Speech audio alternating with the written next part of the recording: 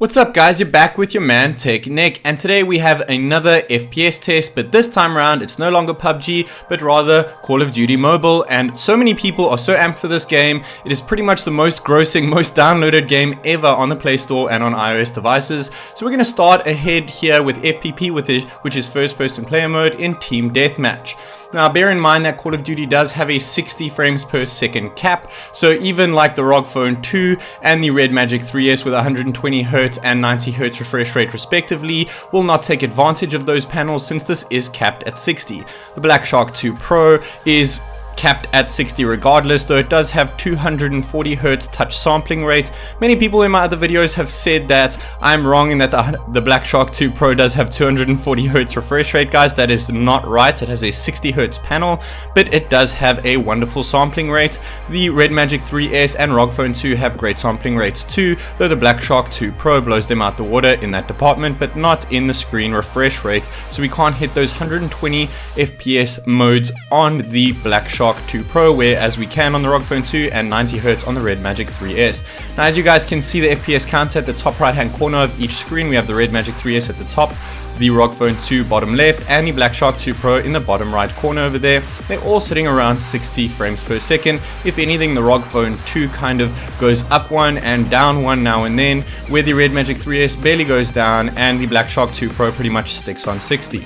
So over here, I must say that I'm not the best player at COD at the moment. I think that I did the best in the ROG Phone II because of just how smooth it actually feels on the phone. I must say that none of them really overheated too much. If anything, the Red Magic 3S felt quite hot even with fans totally on. So I did get a defeat at the top, but victories at the bottom left and bottom right corner of my first couple matches of Call of Duty Mobile, and I must say I'm really enjoying the game. I'm a fan of the franchise, and being able to play in Nuketown here is really awesome. I did increase the graphics on all of them on the devices, as you guys may have missed in the beginning over there, and with the results we have 60 FPS on average on all of these devices. Now guys, the software that I am using here is GameBench. You can use GameBench Community Edition if you don't want to purchase it, but if you are a company or a journalist, you can get GameBench Pro if you do contact them. It is an awesome bit of software over here, and they do give me quite a bit of an allowance to play around with, and they have an awesome PC app for it as well.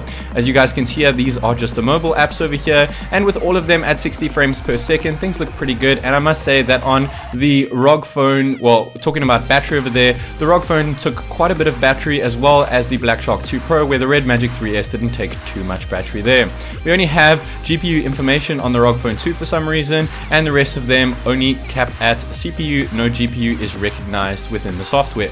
Now I have increased all the graphics once again for TPP, which is third person player, BR, which stands for Battle Royale. As you guys can see the timer on the right hand side, earlier we had Team Deathmatch, now we have Battle Royale. So we're in the lobby mode over here, and I think that this set of choppers looks absolutely awesome when going into the game, as opposed to PUBG's just single aircraft. I think things look really cool over here, and I must say I've really been enjoying Battle Royale on Call of Duty Mobile, actually more so than I have been on PUBG of recent times. I think that there is a lot going on for this game, and I think many improvements can come. I do dig the wingsuit when deploying from the aircrafts. I think it looks absolutely superb, and then obviously we have that standard parachute as well, which can be customized too.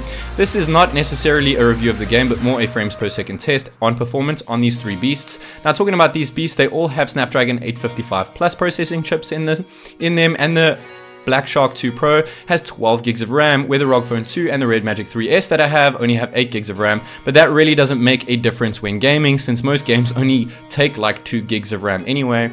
So nothing to worry about in that department. If you guys are buying a phone for gaming, you really don't have to look at the RAM. I think 8 gigs is a sweet spot, even 6 is more than enough. Though that Snapdragon 855 Plus processing chip is not a complete new chip, as opposed to the regular Snapdragon 855 chip, though it does have an increase in performance of 4% in the CPU, which is not that much, but 15% in the GPU department, so things do improve when gaming, though other phones such as the Samsung Galaxy Note 10 Plus and other phones such as the OnePlus 7 Pro with a regular Snapdragon 855 processing chip in them will still hit this game at 60 frames per second, no sweat. So don't think that you have to go out and splurge to get the 855 Plus if you already have an 855 chip in it. And I must say that the vehicles in this game are really awesome. They're really unique. I dig the quad bikes and the cars, and one of my most favorite things are the helicopters. So what I did during this, yes, you may have seen some cuts in gameplay here, but I'm trying to show as much as I can. I'm trying to show killings. I really dig the zombies that you guys saw earlier. I try to show that too, as well as some vehicles, and the chopper I think is absolutely absolutely awesome. So I managed to find the same chopper in Pipeline. If you guys ever go there, you should be able to find the same chopper in the same location that I did every single time.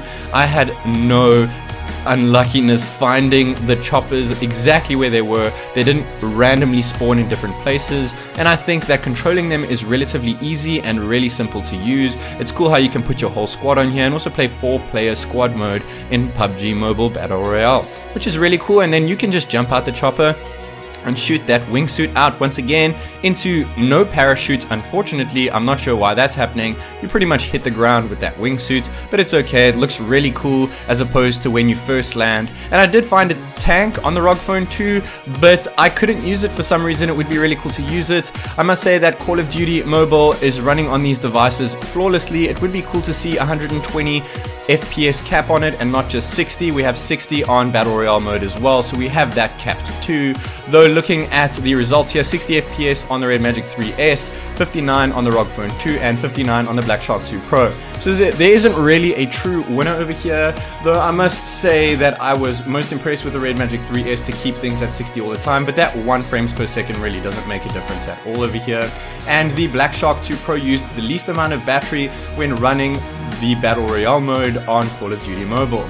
Guys, I think that this GameBench software is really awesome. You should definitely check it out if you want to test out your games as opposed to mine to see how the hardware on your phone performs. Guys, this game is absolutely awesome. I have no complaints of it so far. The launch is going nice and smooth, and I really hope to see you guys in the next video. So until next time, guys, this is TechNick.